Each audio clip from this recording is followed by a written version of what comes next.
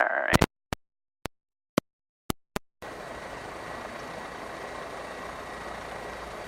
Okay.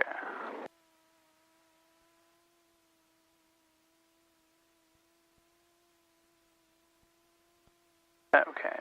Brake is set. Flight controls. 3.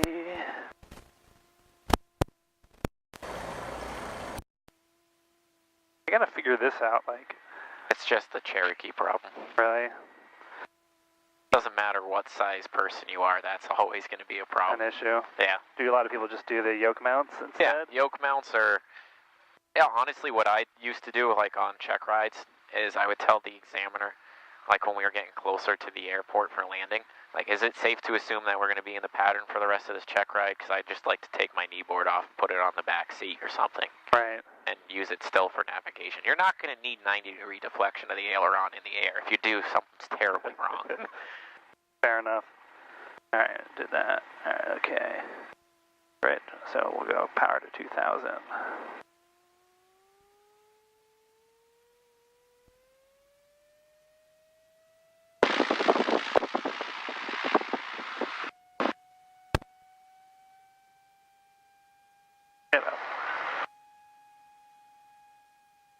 Alright, suction is working again. Amp meter is charging. And so that looks fine. We have 3 in the green, so we'll check our mags.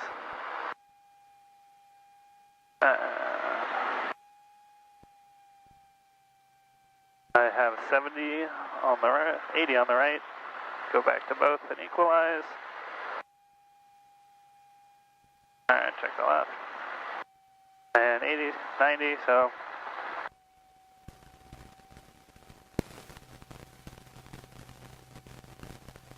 Does it normally jump around like that? It's because of the wind. Okay. It's hitting the propeller, just like if you pitch up or down, you know? Okay, so the difference isn't 50, so we're good there. And the thing is, too, like, if this wasn't a digital tachometer, you really wouldn't see it jumping those little 10 RPMs and stuff. Alright, we'll bring it back up. Bring the carb heat in. Should get another drop. Minor, and we'll bring it to idle. Make sure it still runs. And everything's running. Right. 1000, carb heat off. Okay, so we check the gauges, check the vac, pitches, carb heat, and so we can set our comms and navs now. So it's expired, but that's okay. Alright. For VFR. Up and to the left, so it's talking, so that's good as well.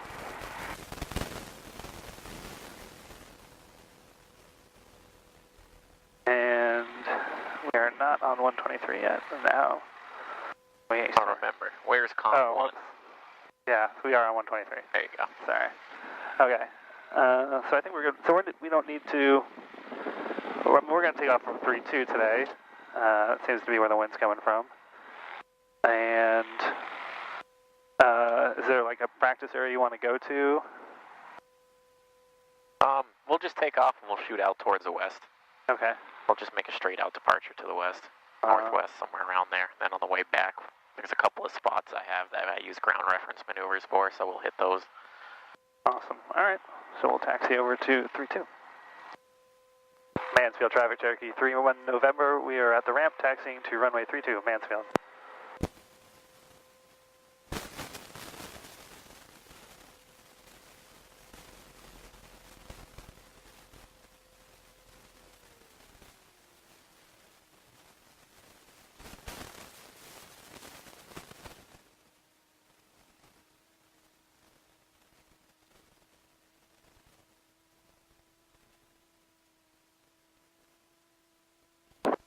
Mansfield traffic, Cherokee 3-1 November, crossing 0422, the Grass Mansfield.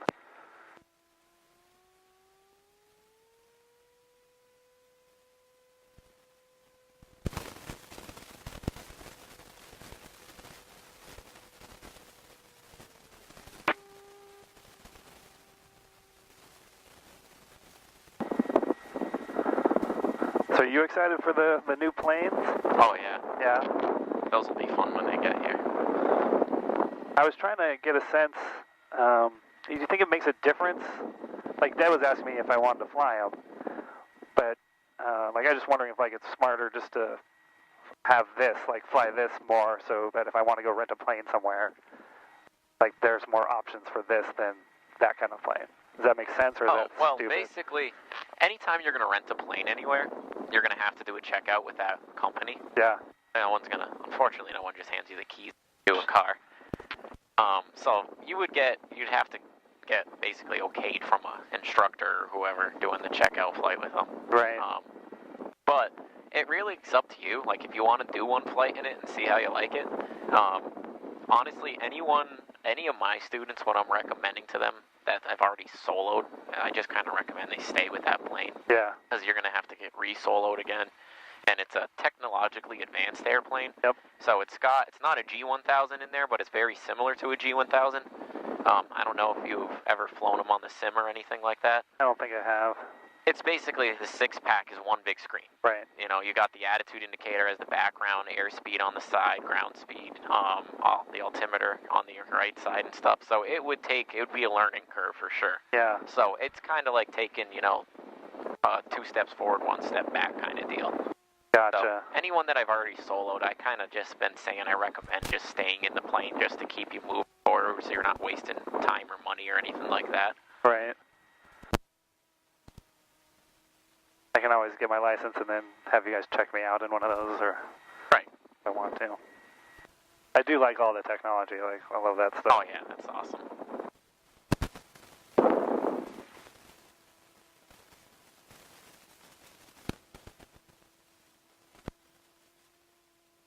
Alright. And, alright, Mixtures Ridge, we'll have our fuel pump on. Plymouth Unicom, airport advisories, please. Don't need those. Yes. And, proper tank. Roger. RV laps on trim. Trim is set. And, okay. I think that's good. Cool.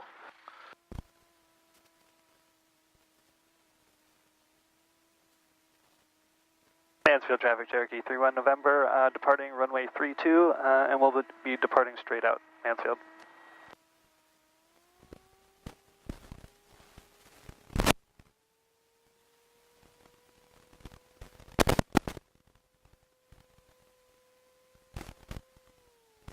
Don't see anybody.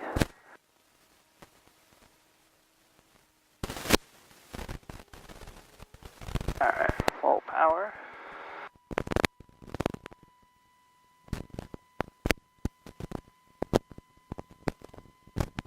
Airspeed's alive. Right in the guy. You'll feel that wind pick you right up today. Yeah. Yeah, we got up real quick.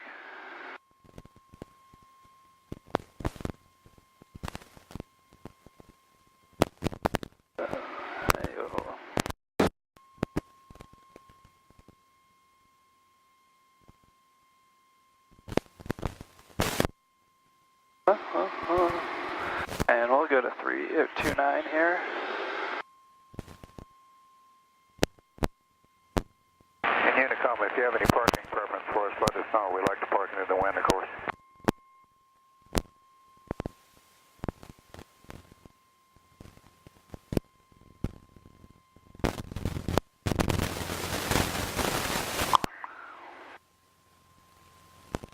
Yes, if we could, if you have any preference on where to put us, let us know.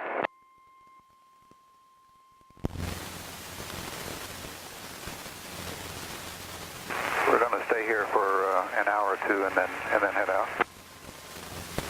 I got a ADS-B unit. Yep.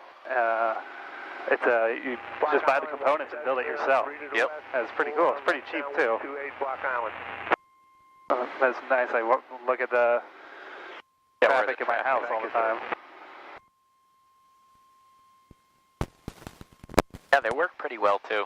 The only thing about them, like mine, is basically almost like a build-it kit, except I just bought it pre-built. Yeah. Because the way that they work, they're not constantly tracking you. It's like every 30 seconds or something. see what your GPS coordinates are. Sometimes, like, if you make a turn, it gets confused, and you'll see, like, it'll be, like, traffic a quarter-mile away from you, same altitude and stuff. Yeah. It's just yourself that you're seeing. Interesting. So you might see those alerts pop up here and there on your ForeFlight and everything. All right. Oh, this is the first time flying with it. I guess my iPad's dead. That's nice. I forget, like, yeah, you must, like, use your iPad so much every day. Oh, God, It yeah. dies. Descending through 2,600 feet.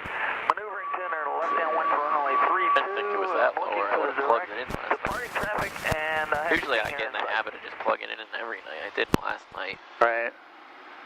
Oh, well. Got tons of other apps. Block This Island. and that. The other thing. Entering left downwind 28 Block Island.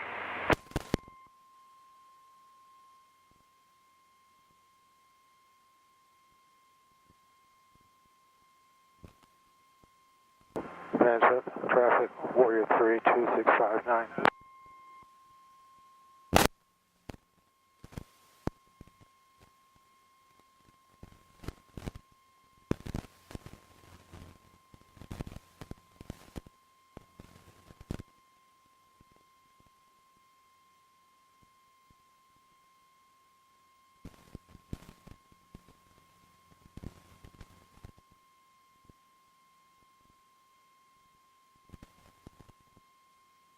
Alright, so now that we're getting up near 3,000.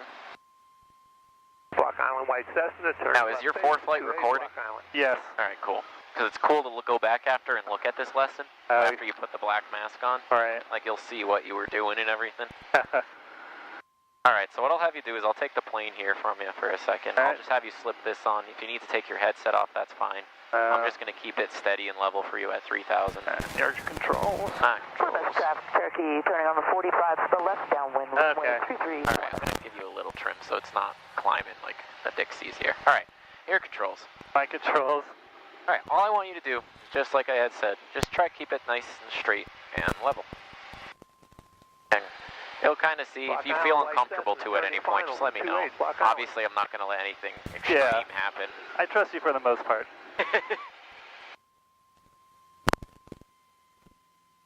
We'll see how you feel after today's lesson. Hey, I'm just kidding. So far, how is it feeling for you? I have a feeling I'm, like, all over the place. You're not doing bad, but I'm just saying, like, how does it feel to you so far? Like you're keeping it pretty nice and level? It feels like that, but I think in the back of my mind, I feel like I'm descending a lot. Alright, so what I want you to do is try to go off of what your gut and your body's telling you and try to fix the problem that you feel. Block Island, White Cessna, short final, 28 Block Island.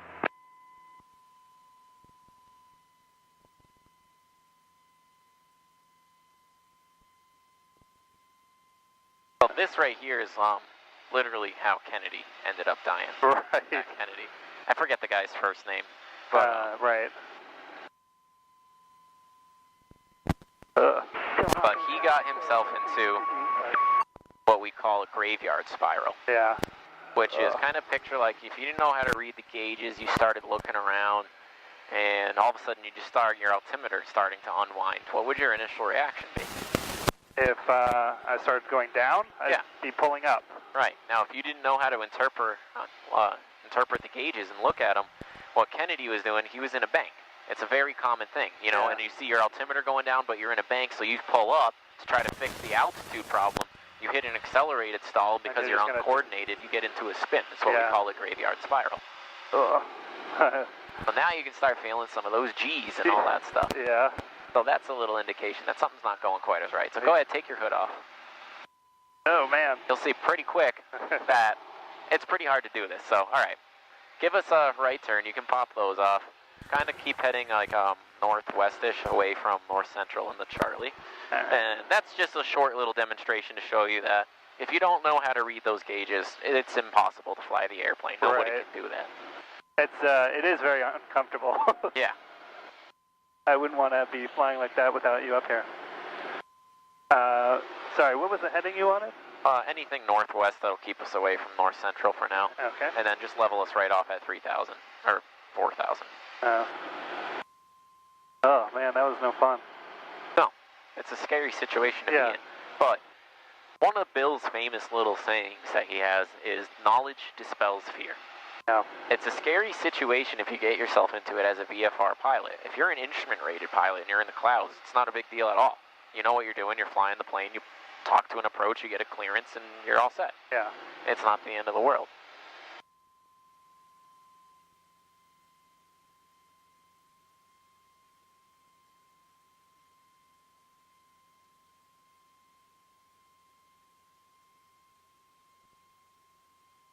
There you go. Now I'll have you put this one on. So this one should make it so all you can see is the six-pack, basically. I'll hold the plane for you while you're getting it on.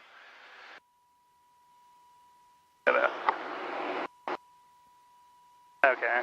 Alright. I don't want to cheat. You might see a little out of your peripheral. Okay. It is what it is with those, to tell you the truth. So Gotcha. your controls, as long as you can't see the horizon and stuff in front of me, you're doing it right. All I want you to do right now is hold this heading that we're on and hold 4,000 feet. So the trick with this is you want to keep your eyes moving around the six-pack. You don't want to stare at a gauge too long. Right. Now, that being said, your attitude indicator really is going to be your best friend here. Yeah. You keep that little orange dot on that white horizon bar, and you keep that little white peg in what we call those rat's teeth there, it's going to keep you straight and level, or if you keep those wings on that white bar. And that's all I want you to do for a little bit, is just try to keep us on this same heading, same altitude. Trim it out too. Trim is going to be your best friend in these situations. I know it's going to sound weird, but you really do want to be flying this airplane kind of hands off on the yoke during the hood work. So like you ever, driving your vehicle and you lean over into the back seat to grab something and you look back up and you veered off whichever way, like if you lean to your right and you look up and you're like, oh shoot, now I kind of drifted a little. The same thing's going to happen to the plane. You're not going to feel your wrist moving as much, and that's going to throw. It's a very normal thing for everyone at the beginning when we first start hood work to be accidentally rolling into left banks because you're flying with your left hand.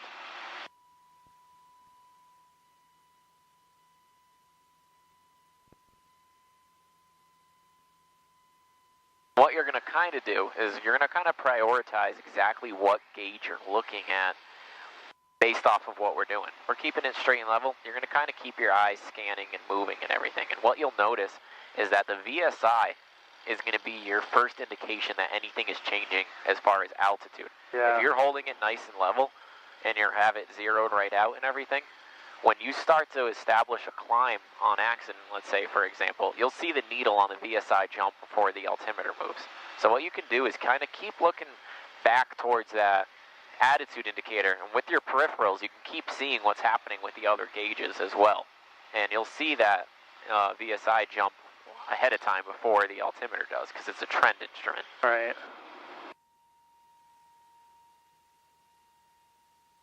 Alright, that feels a little better. Good, so what we're going to do now is let's try doing a little bit of a turn while we're under the hood here. And the way you're going to want to do it is if you look down at that turn coordinator for a second, do you know what those little pegs L and R mean? Left and right? Yes. But what they mean is we'll be doing a standard rate turn to the left and right. Anytime you're under the hood, you don't want to bank more than that. What that means, it won't measure bank angle, but it's measuring our rate of turn.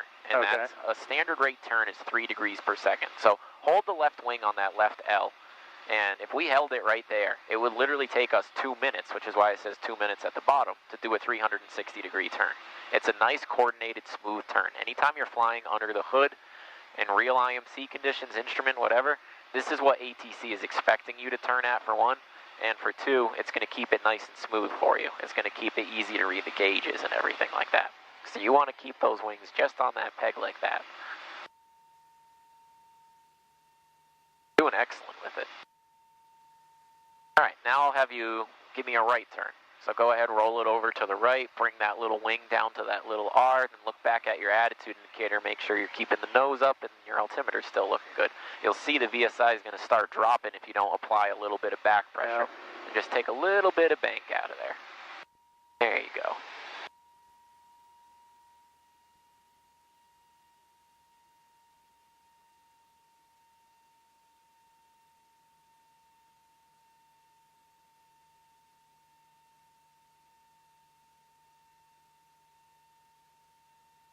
basically, I'll have you roll it out right here for now.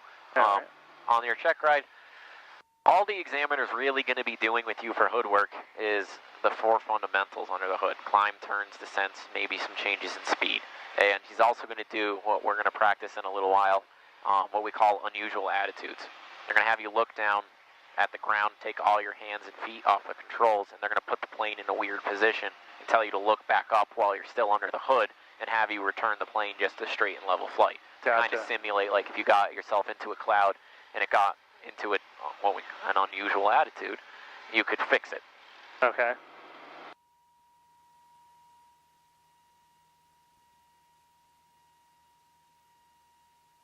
All right, what I want you to do now for us is see if you can keep a heading of 300, and let's climb up to 4,500 feet. 4,500 at 300. Yep. Now, even if you don't do anything, just advancing the throttle, if you don't change the pitch at all with the yoke, you'll actually see that it's naturally going to want to establish itself in a climb for you. Right. So you can kind of let it naturally do that. And just anything under the hood, you want to do nice and smooth and deliberate.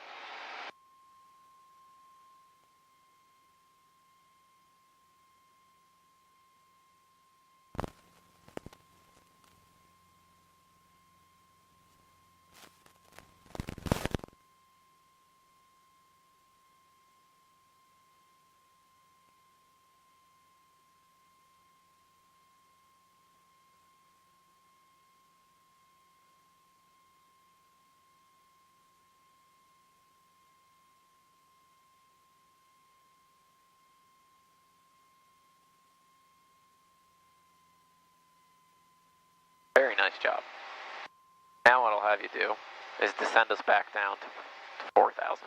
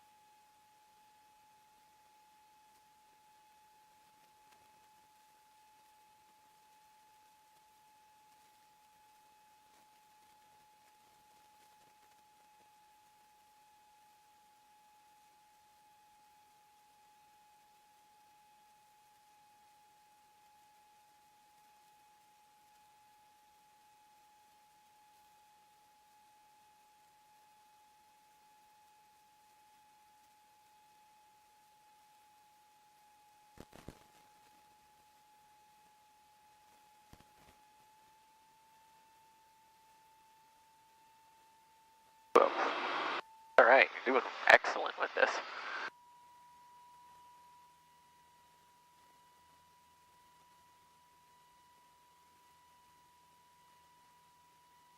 Right, get us back to 30 here. Lost it a little bit.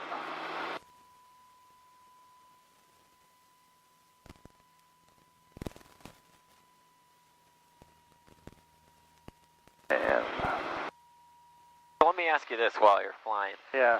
Say that you were up here solo. Maybe you're on a cross country, you're just out in the practice maneuver doing practice area around here doing some maneuvers, something like that. You accidentally get yourself stuck into a cloud. What's the first thing that you would do? I would just, I guess, immediately start looking at my gauges here, so that I know that I need to start flying level, and then doing that. I guess I could then tune to 121 and say I'm in the clouds and I need some help. All right, that's good. Good frequency and everything. Now, kind of think of this logically too. Were you just in the clouds? Right.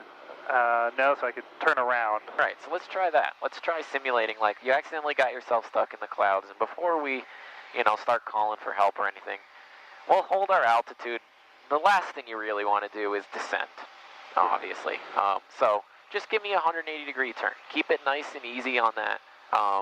You can go left or right either way. Just keep it a standard rate turn the whole time and try to hold your altitude while you do it. Okay. All right, so we'll go to left turn to 120. All right. And you'll see these turns are going to take a while. Yeah. If you were really in the clouds, that 1 minute's going to feel like an hour. But I guess I'm in no hurry, am I? Exactly. We've got plenty of fuel. Biggest thing about whenever anything happens in aviation, which is, you know, it's a lot easier to say than it is to do. Sure. To just stay calm and work yourself through the situation. If you can stay calm and assess what's happening and what's going on and think clearly, you'll get through.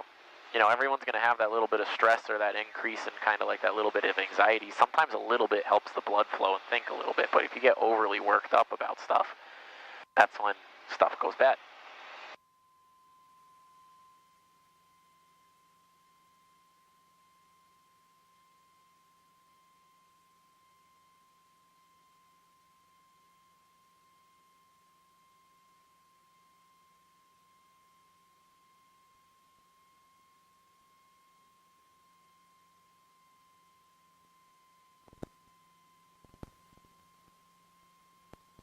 Alright, I've gone 180, I've gained a little altitude, which is weird, but...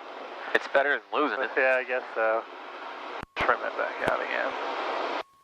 That's because your power's up a little high. Yeah. You look down at your tack Yep. and look at your airspeed. Oh, So yeah. include both of those in your scan there a little. That'll help you determine what we're doing. In reality, you're going to care more about your speed than your power, but you obviously, if it's redlined, you're going to want to pull some out. Yeah. So there you go. Keep us up while you do that. You'll see you got a little descent coming in. Yep. What I'll have you do here now is try to keep 3,800. We're right there. And give me a right turn 180 degrees. Alright, right. See if you can hold 3,800 feet while you do it. You'll need a little bump in power, just a hair while you're coming around. There you go.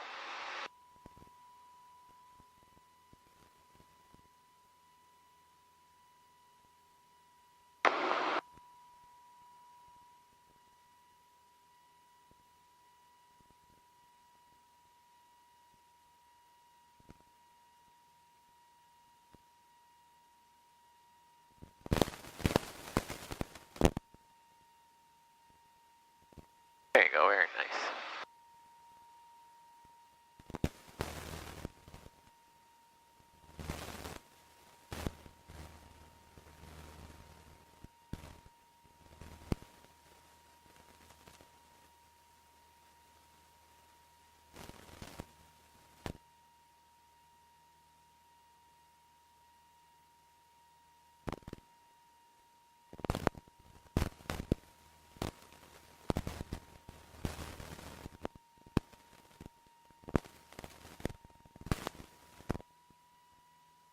Alright, what I want you to do now is, why don't you give me a right turn to a heading of 030 and climb us back up to 4,000 feet at the same time. So we'll do a climbing right turn.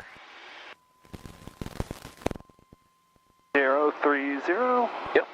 Just kind of think of this too, like, you know, whenever we're doing slow play, it doesn't matter if you get to your heading and altitude at the same time, or you get to one first. Just stop it when you get to them. Right.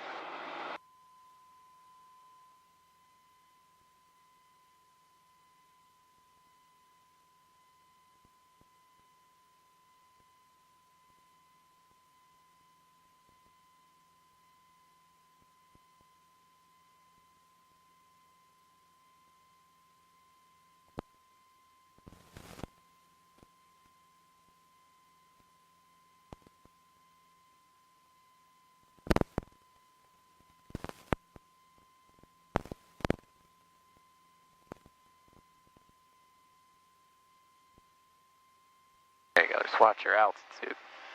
What'd you say? Sorry. 4,000. Oh, I thought I was going to 4,500. My bad. Oh, that's fine. Keep going up there. Okay. That makes a little bit more sense. I just thought you completely forgot about it. Okay. I just can't hear. I'm being silly. Not a big deal.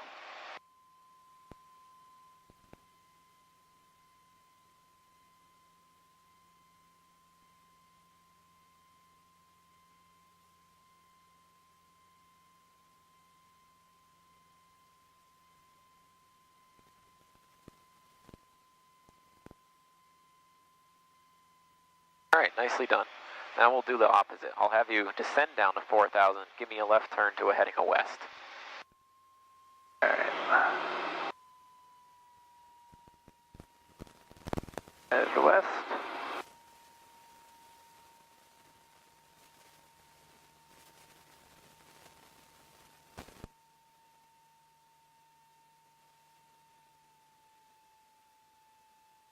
On descend there. There you go.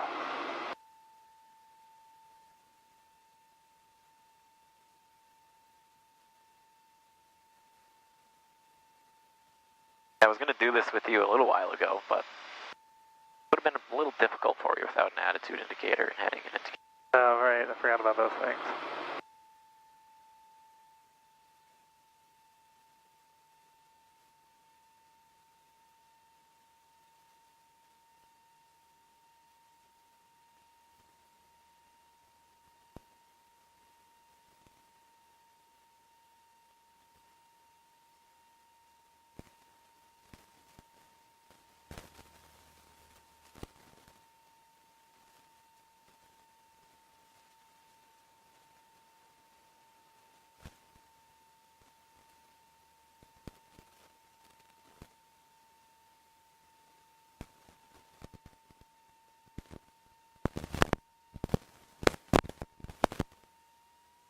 All right, nicely done.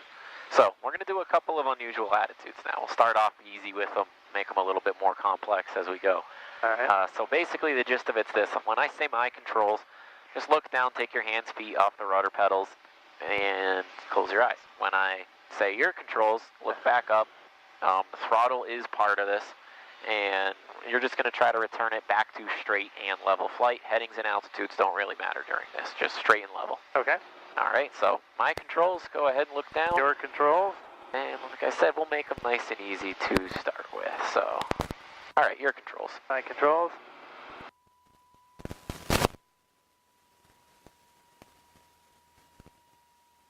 There you go. All right, my controls. Your controls. So there was a DPE in Texas that was so good at these, he would rock the wings back and forth and your body would get used to the motion.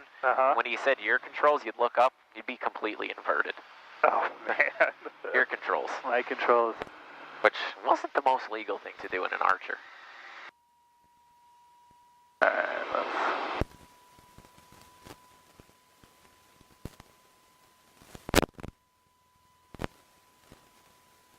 Now part of these too, what I'm going to start doing is messing with the power setting. Okay. So include the power in your recovery process. For example, if your speed's really high, power out. If your speed's really low, power in. There's a little saying too. If you look up at the attitude indicator, if you're in the blue, power through. If you're in the brown, power down. Okay, so I gotcha. If we're descending, you want to power out, basically. Yes, exactly. Okay. And if you're climbing, you want to power in. Gotcha. And now, if you're ever in a situation, now try to hold it nice and level for me here. If you're ever in a situation where, for example, you're in a bank and climb or descent, get the wings level first, then worry about the altitude.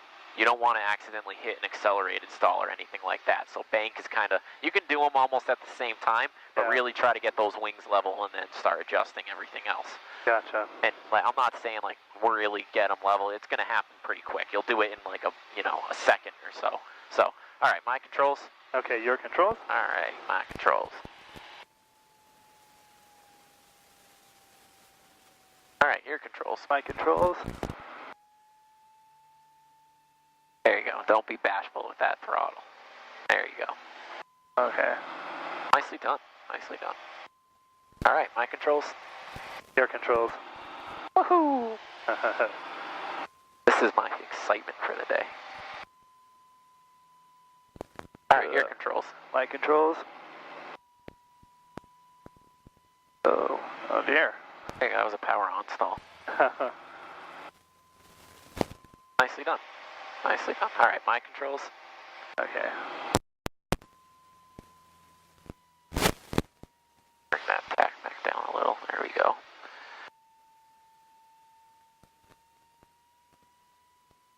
Kind of hear what's happening in the field and everything. So, all right, your controls. My controls. Good. Now, if you're in the yellow like this, nice and smooth with the pitch. Nice and smooth. Keep bringing that power right back. There you go.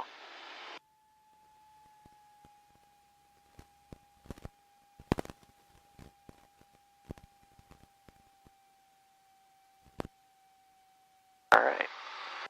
See if you can level her right back out.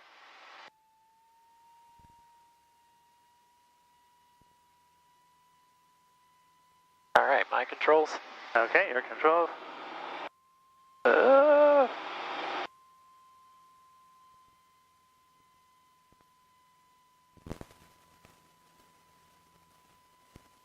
right, your controls. My controls.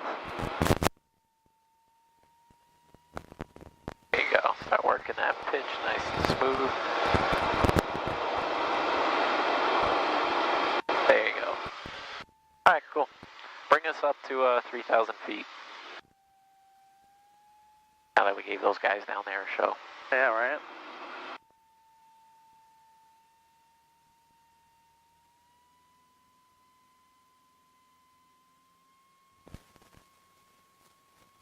Yeah, nice job with those. An examiner's not going to do them that hard. They do, I give them credit. Alright, so see if you can get us back up to 3,000. We're still descending here. Alright. Okay.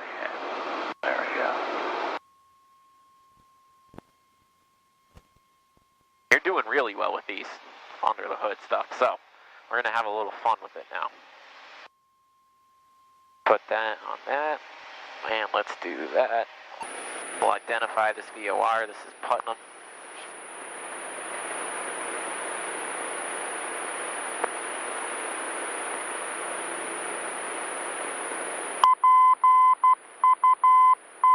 Cool, that's Putnam. So what I want you to do is I'm going to twist this into the 098 radial. Alright. What I want you to do is see if you can intercept and track that radial for me. We already got it tuned in and identified and got it set. So all I want you to do is see if you can intercept it and track it now for me. Okay.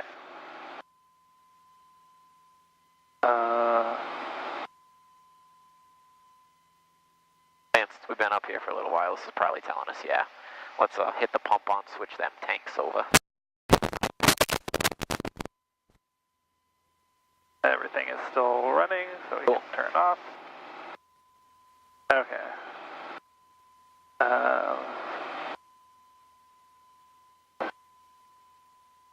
So I guess I'm thinking that it's off to my right. Okay. So we're going to start turning right, see if we can intersect that freeway there. So how much to the right are we going to turn? Well, maybe at a 45-degree, see if it starts getting closer, and then we can turn a little more. All right, so what heading would that be? Well, I've been turning, so now I don't know, but we'll stop at our east heading.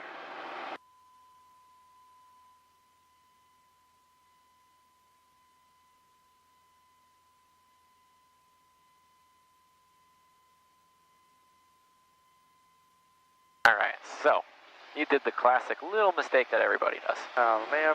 Which is, when you first are going to intercept anything, parallel your course first. Gotcha. Because if I had this plane the other way, you would have kept turning to the right, and you would have been going off towards the north, and it's to the south of us right now. So there's two little ways that you can fix that. One is just parallel the course first, then you can pick your 45 or anything like that. The other thing is if you just look at this, your intercept angle is always going to be, 90 degrees is off the bar. Yeah. So if you pick your intercept angle off of here, turn to that heading. So like a 45-degree angle would be a heading of about 130. Okay. So now, remember, the VOR doesn't care about which way the airplane is facing. yes. So now we're basically paralleling? Yes, because you're on that heading of about 100. Right. Now hold it straight and level for a second. And look up at your compass for a second. See if they match the heading indicator. 120. Not quite, no. So go ahead and adjust that. Unusual attitude, stuff like that's going to throw them off, steep turns. Gotcha. So there you go. Now you can trust that a little better. Okay. And there you go. So what I want you to do is see if you can intercept that radial and then see if you can track that radial for me. All right, so I'll just start this again. We'll go over, parallel it real quick. Okay.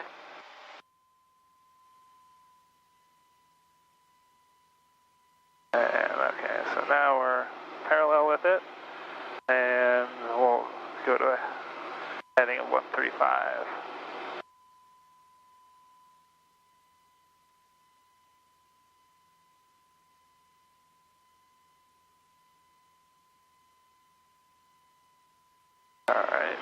and it's getting closer now. Yep. So we'll let it get a little closer, and then we'll turn back to that heading. Okay.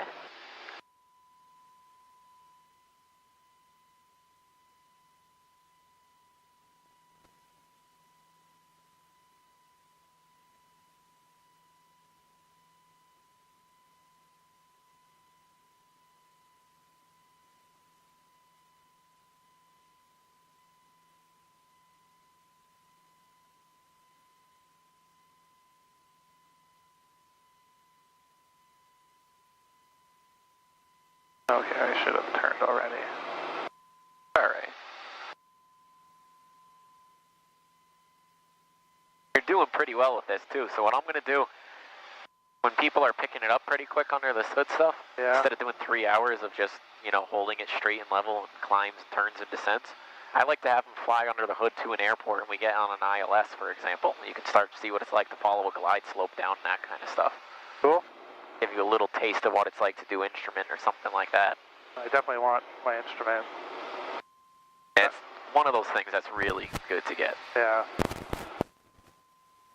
I went a little bit past, maybe hoping that we'll All right. come back. That's all right.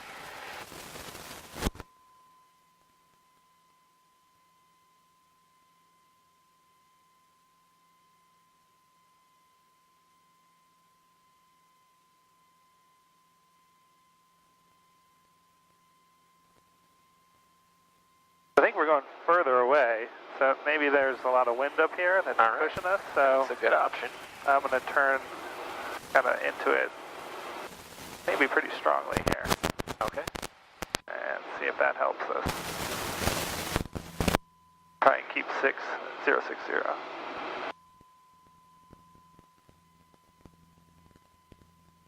Believe it or not, this right here, what you're doing, is the majority of instrument flying. They're just trying to hold a course and keep the plane where you want it to. Right. So, struggling with my altitude a bit, but see if you can bring it right back down. Just bring the power back. The reason is if you have a higher power setting, even if you hold the nose on the horizon, with a high power setting, it's going to want to climb on you a little. Yeah. So it's just it's a lot of guess and check, to tell you the truth. Just like you're doing with the heading. Let me try this heading and see what it does. It might be too much, it might be too little. You're going to find that sweet spot.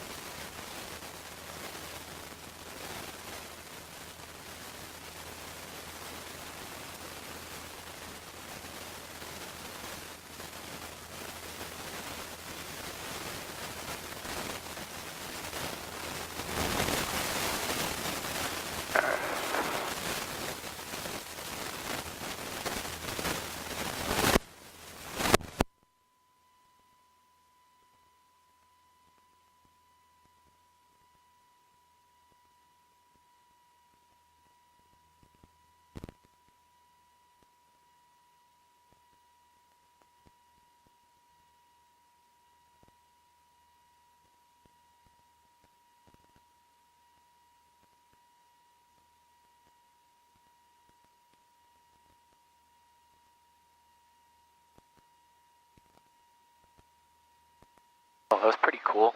I wish you saw that. Bald eagle is probably 20 feet off of our wingtip. Oh, really? Yeah. Do we get in trouble for hitting that? It's a federally protected bird. I don't know. I wasn't looking. It's not my fault. Now I'm looking at a Cessna too right now. I'm watching. He looks like he's going into North Central.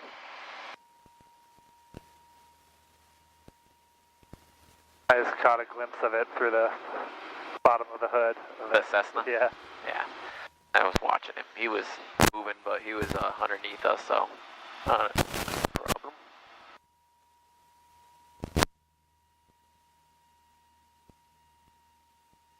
Alright, cool.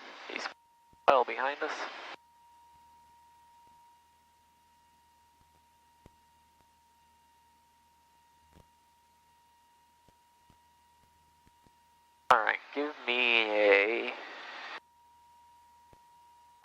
060.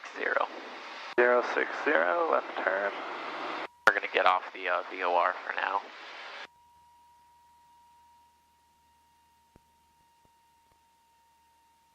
Alright.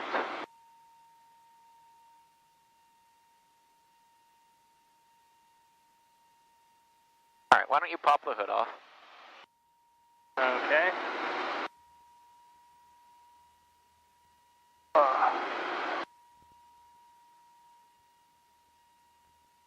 And what we'll do is we'll do some ground reference maneuver. We'll do a turn around a point for our first trick. Okay. So if we are looking around, see there's that windmill over there about your 10 o'clock? Oh, I see it, yeah. Fly over near that. Usually the nice thing about windmills is as long as they're the pivoting ones, which usually they are, they face themselves into the wind where the wind's coming from.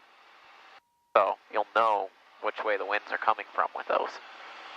Now, if you were ever up here and you didn't know what the winds were coming from, you could ask the examiner to do a wind circle, which is basically, you can tell them, I'm going to figure out what the winds are. You do a 360 and you watch your ground speed. Gotcha. Where it's the fastest, you're on the downwind. And you look at your heading when it's there. Other little tricks are like if you look at the lake, you'll see the ripples and stuff like that. And you can tell the winds are primarily coming from about, looks like, right here, it looks like they're coming out of the north, actually, to tell you the truth. It looks like we're on an upwind right now. Yeah. So what we'll do is, why don't you go out past that windmill? Okay. We'll do a 180. We'll count that 180 as our clearing turn, and then we'll establish ourselves for a turn around a point around it. Okay. So with these, I'll show you a trick too with finding the altitude to do them at.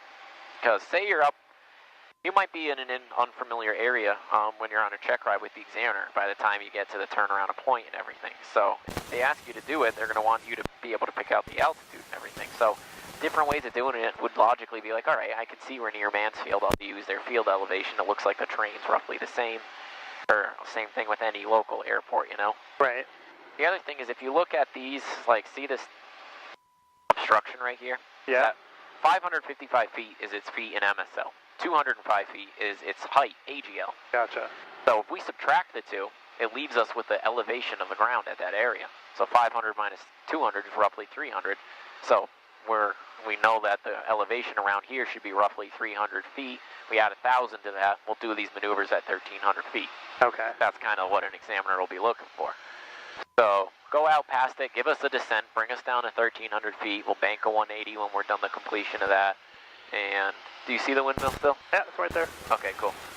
So what I'll have you do is go out, and then you're going to come in on it so it's on your left. We'll do the turns to the left. It'll be a little easier for you. See how it's kind of facing this way right here? Yeah. That's going to be, you want to come in like almost this way, opposite of the way that it's facing, because that will pivot with the wind. So you're talking like perpendicular to what we are now? Or am I... Almost 270 degrees. Like if you go out this way, and then come back this way. Okay. So if you want to kind of shoot up that way while you're descending, we'll go out by it. While we're doing this too, you can look around and you can pick out, do you think if we lost an engine that we would be able to safely land this airplane in some places? Maybe you're kind of right next to it. Yeah, that field, we got those Christmas tree fields. We've got the highway over here if we could glide to that. And the power lines, we would try to avoid those. Yeah. We've got this field right behind your left wing. So there's plenty of options for us. And because we're going to be closer to the ground, with these maneuvers, what we'll do is we'll just turn the fuel pump right back on. Okay, fuel pump on.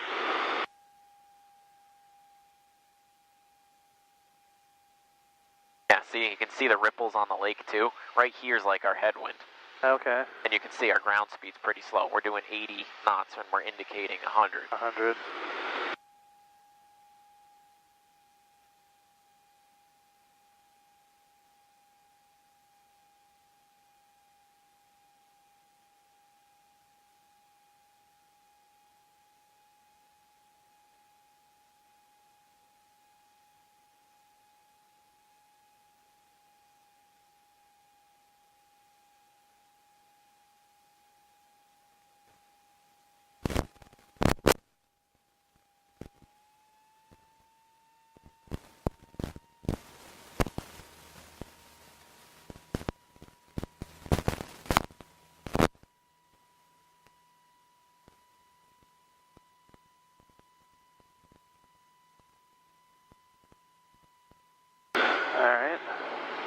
you go. So when you think you have enough room to, go ahead and turn into it. We'll count this 180-degree turn we're about to make as our clearing turn. We can see there's no traffic. We don't have any other large obstructions like tall towers or anything we'd have to watch out for since we are closer to the ground for these maneuvers. Alright, go ahead and turn.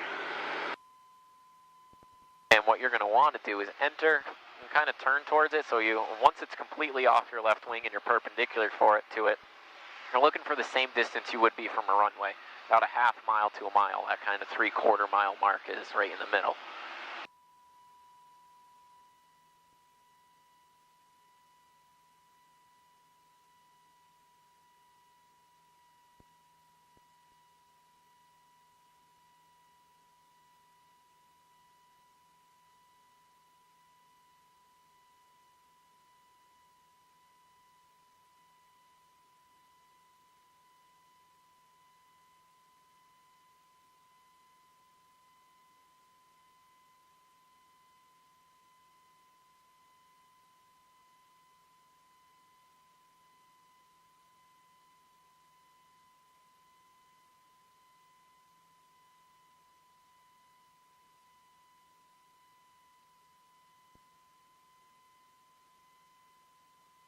Cool, so now keep this is a nice distance right here. Okay. So fly it nice and straight, keep that 1,300 feet.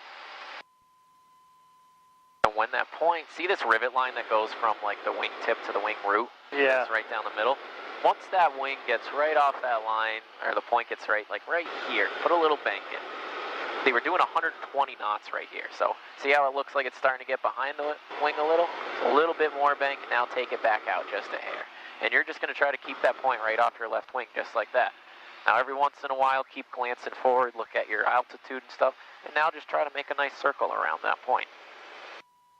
What you can also do to verify, we're going to keep doing a couple circles around it, to verify that we're staying in the same distance that we would like to, what you can do is look down, like right here. Do you see something, if you look straight down, that you can recognize each time around? Not yet.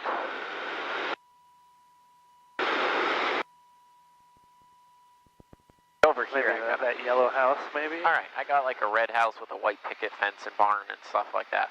So, what you can do is you can pick a couple of points like that around the circle, and it's not cheating to look at where you are in relation to them and widen it out or make it a little closer in. Just try to keep an eye on that altitude.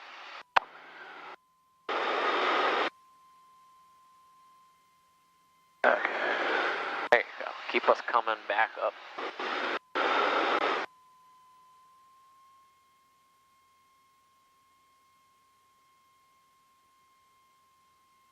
There you go. Now you'll see right over here, just like that, is telling us this is going to be our slowest speed right here. We're down to 84 knots. So we're doing 122, 125 on the downwind. Now we're down to 80. Now, as you're going to start coming around these corners here, this is where you're going to start slowly picking up some speed.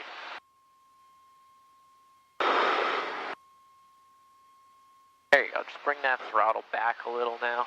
You're going to want to keep it about 23, 2400 RPMs or so, just like you were in the pattern, keeping your speed right around that 90 to 100 knot range. But you're looking really good with them so far. All right.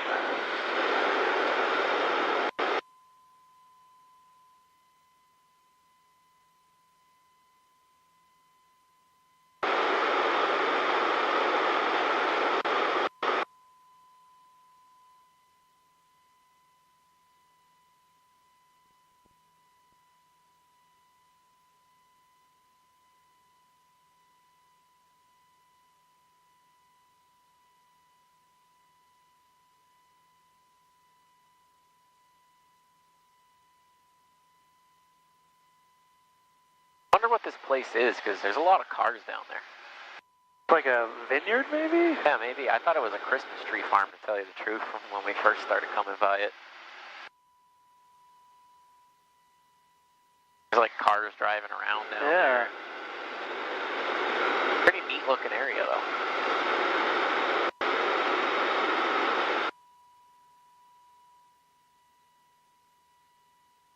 All right. Looking great. Steeper turn here.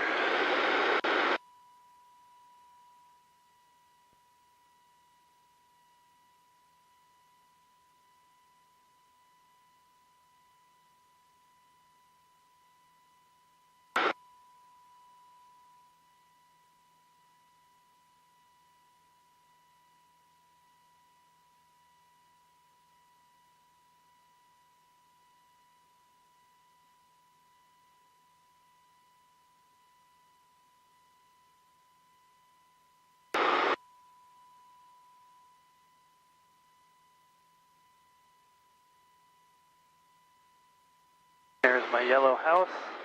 Looking good to me.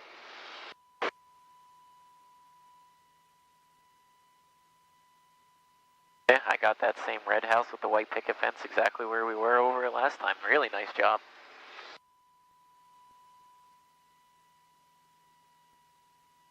So what I'll have you do is when you, really, we'll just kind of, normally you'd want to exit on the same heading. Right. Don't worry about that for now. Give me a right turn. Route 1 should be right here off our right. So if you follow 495 right here, we'll go, if you kind of just parallel 495, see where that grass field is right there? Yeah. With the solar panels? Yeah. Route 1 is right before that. So if you get there, when we get over it, give me a 180 to the left and then a 180 to the right, and then we'll shoot back into Mansfield. There's your turns around a point S turns. Nice job with that one.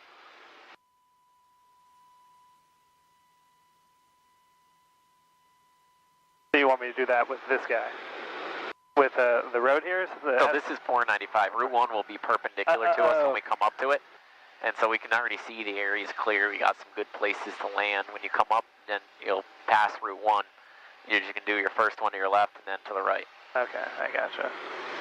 It kind of runs from our right up towards Gillette Stadium. You'll see that cut in the trees right there. That's all Route 1.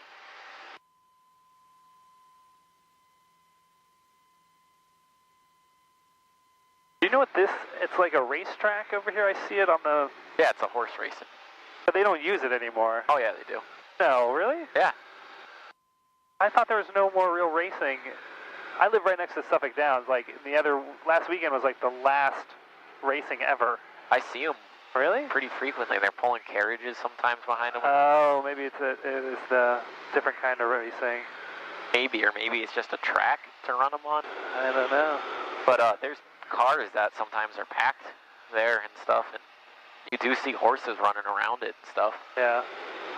So this is Route 1? Yep. Okay. So keep going nice and straight. Once our wings are parallel with it, we're already on the downwind. Now this is kind of go into like a steeper bank here, and just look off your left wing.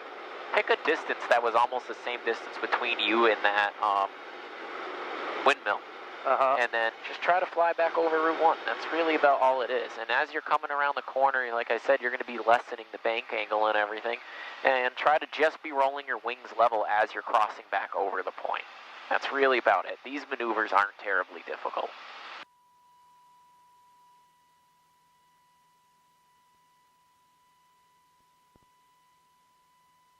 To be honest, I find them to be a little bit easier with a low wing than a high wing. I can see that.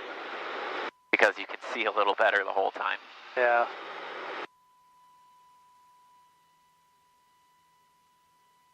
Oh, this is excellent. Now what you're going to try to do is make a similar radius turn to your right. There you go. That was really nice. See how you're just rolling them level basically just as you're on top of it? It's exactly how you want it to be. Now go ahead to your right. This is where you'd start off shallower because our ground speed's lower now. Perfect. What's nice is when you get done, log on to ForeFlight, look at your track, and you'll see the turn around a point. You can see how well you were holding the radius, and see how well you were doing the S-turn, see if they look similar, and look at what you did with the, when you put the black mask on. You were flying a nice straight line out of Mansfield, and you'll see. It stopped flying a nice straight line. Yeah, exactly. We did 1 or 2 360s. Nice. Yeah, felt like I was going perfectly straight. I wonder what this place is. There's like a giant dog, like German Shepherd dog thing. I don't know. Looks like a giant inflatable. There you go. Those were nice. Really nice. So if you look, Mansfield's right off our nose. See if you can get me back in.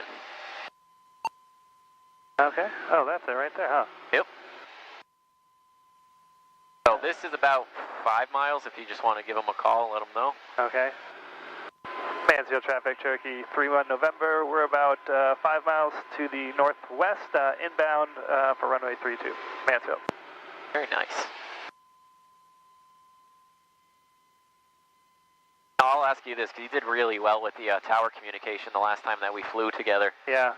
You feel comfortable going and getting yourself into New Bedford, or would you like to go down there one more time with me, or? I should go one more time with you. I do feel pretty comfortable, but... Okay, that's fine. So, plan on doing that the next time you come in. Okay. If it's a really nice day to solo, though, I might kick you up solo. Okay. Like, or even if it's local around the area or to Taunton or something like that. But just let me know what you want to do next time, and we'll go hit New Bedford one more time. I'll get you to solo a little bit more, and we're going to start crunching in cross countries and that kind of stuff. Awesome. Keep you moving. So you are definitely over the halfway hump at this point in time. Sweet. And this is where everything will start coming together for you. 32659, Jackson to the pump. Cool. We put together nav logs. I had a session, ground school. With Adam? Yeah, with Adam. Perfect. That was fun. Good. So now I've been doing that at home a little bit. I got this issue with my simulator, I think. Yep. Where it, every second in my simulator is like actually 2 or 3 seconds. Yeah, you can fix that. There's like F and S is fast and slow, I think. Ah. But you can change the speed on it. So it takes me like, 30 to 45 minutes to fly to New Bedford. I'm like, come on, like, shouldn't take that long. And my speed is the same speed, like. Yeah. All right, we got here quick. Hauling for 2 miles. On a right base of final for 2-8 block. Runway for takeoff, runway. Mansfield traffic, Cherokee 3-1 November. We're going to enter the left downwind for runway 32, Mansfield. Cool. Just watch your altitude there. That's your worst enemy today. Yeah, I guess so. Come up a bit here.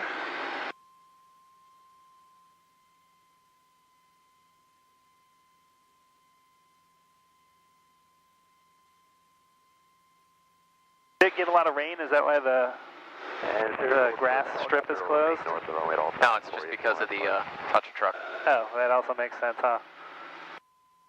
I don't know why they don't want us buzzing right over people. And people tend to find their way outside of the barriers and ropes and Yeah. where they're not supposed to be.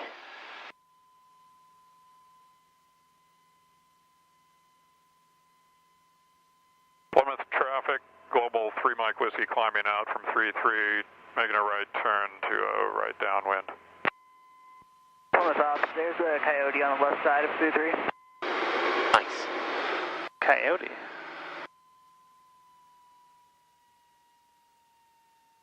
Thank you. Danielson traffic, Skylane just departed runway 31 at 1,000. Departing to the north. Danielson. Pacific traffic, close point. Mansfield traffic, Cherokee 3-1 November, turning left base for runway 32, Mansfield.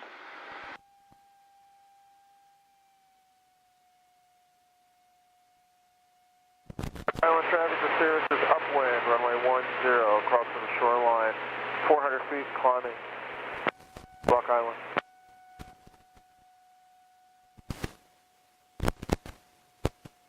Come on.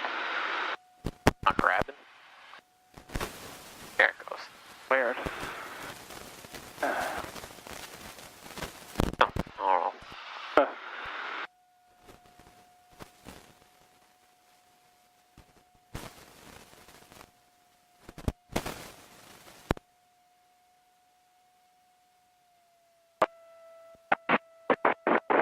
Mansfield traffic, Cherokee 3 in November, turning final for runway 32, Mansfield. Westerly traffic, ponies, downwind 25, Benefic 25, westerly.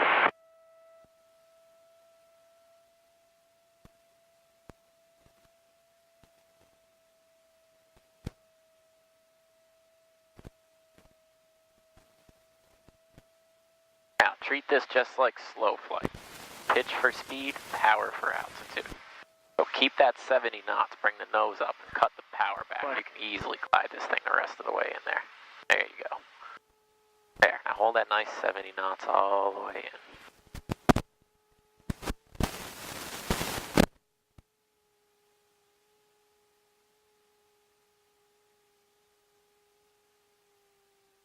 Now try to keep that nice center line, add a little power if you need to, and if you're not liking it, go around. So add a little more power, keep it over the center line, look at the end of the runway, and straighten the nose out. We're just gonna go. Alright, I like that decision.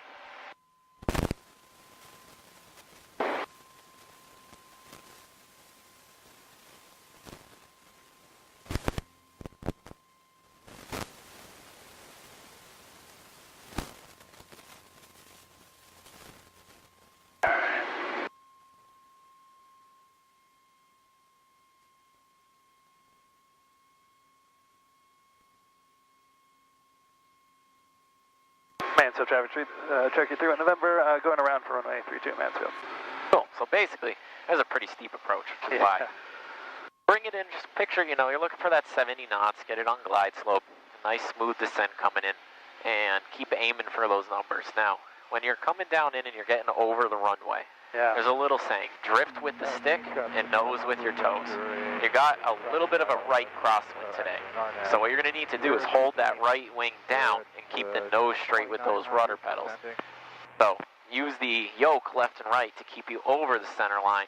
Use those rudder pedals to keep your nose straight. Don't be afraid. You might literally have to do something like this right here as far as pressure-wise. Gotcha. Whatever it takes.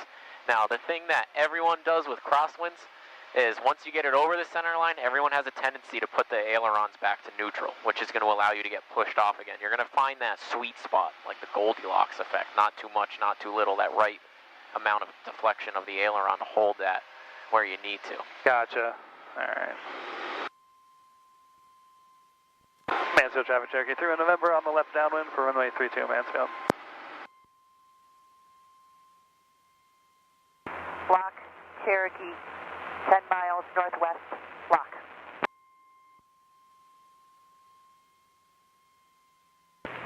Keen traffic, Malibu is about 10 mile final for 02 Kane, with the practice on now approach. Full stop.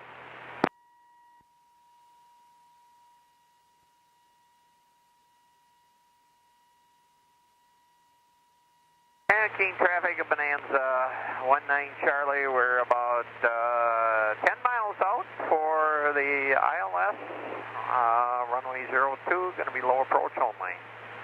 Keen. I checked the note and it's 02 ILS. Plymouth traffic, Seneca 4 Tango Whiskey is left crosswind, left close for 33, Plymouth. You know. Well, this is our third ILS approach, it's been working great. Okay, great. All right, so Malibu is a few miles ahead of you on the RNAV approach, 02. Okay, roger, and we're showing now 9.7 miles from the runway. Malibu's only 9 miles.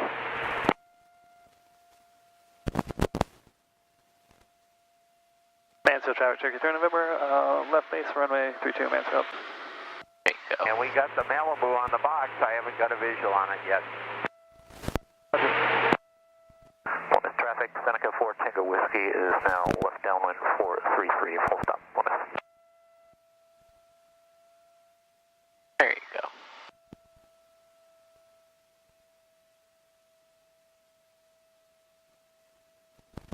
Mansfield traffic, Cherokee 3 November, final for runway 32 Mansfield. Looking much better this time. Bring that power back a little. And this plane, if you want to, try landing with only 2 notches of flaps. Okay? Sometimes in the winds it makes it a little easier. You're going to touch down a little faster, not a big deal. But it's less surface area for those winds to push you around on and keep it a little easier for you to control it. There you go. Keep it coming down. Looking really good. Nice center line and everything right now. What you'll see too a lot of times at these airports that are, you know, barren areas, you get below that tree line, you're going to feel the winds almost kind of drop out on you. Yeah.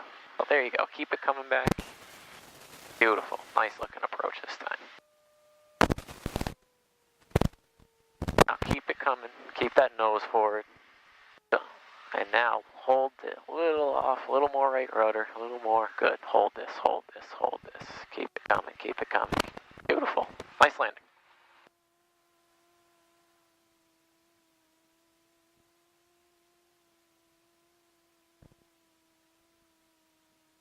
All right.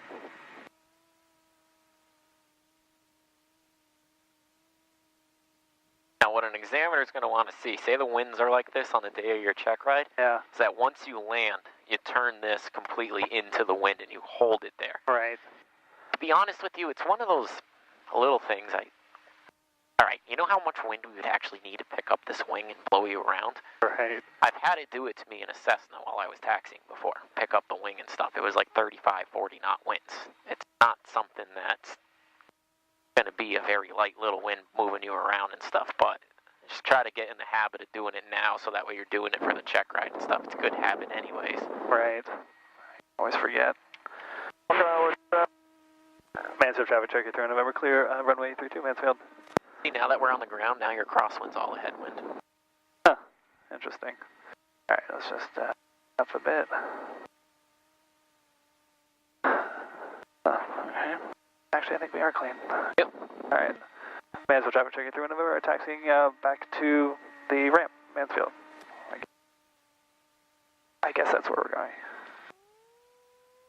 I don't see anybody.